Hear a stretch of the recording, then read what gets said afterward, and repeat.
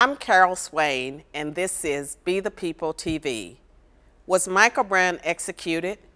Civil rights attorney Benjamin Crump is stirring the pot with that assertion.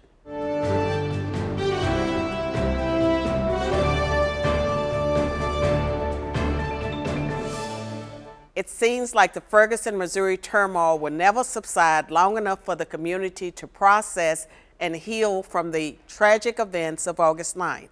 As you may recall, Michael Brown, an unarmed black teenager, was shot and killed by a police officer. What started as peaceful protests quickly became a series of nightly confrontations between police and thugs who saw an opportunity to engage in looting, vandalism, and other forms of mayhem. The Black Panther Party, Al Sharpton, and Jesse Jackson have all been to Ferguson, Missouri, stirring the passions of the people.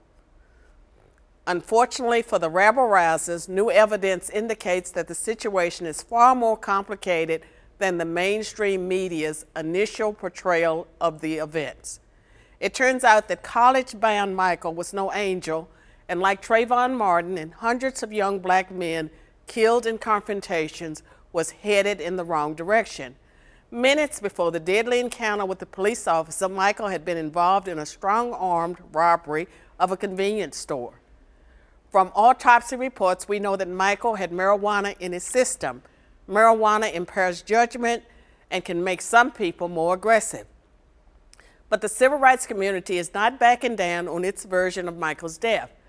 Despite evidence to the contrary, Benjamin Crump, the family's attorney, is claiming that Michael was executed with a back-to-the-front wound. And that's not supported by two independent autopsies, including one that Crump ordered. In other words, this noted civil rights attorney is making wild accusations that can only serve to keep people's passions inflamed. Eric Holder's Department of Justice has promised to conduct a third autopsy, and Holder is scheduled to meet with law enforcement officials in Ferguson. By asking for the third autopsy from the highly politicized Justice Department, Crump is rejecting the independent analysis of his own forensic pathologist. Unfortunately, the entry of Attorney General Eric Holder is unlikely to raise the confidence of millions of Americans who have watched his politically charged handling of numerous legal situations, where his office has failed to enforce the laws of the land.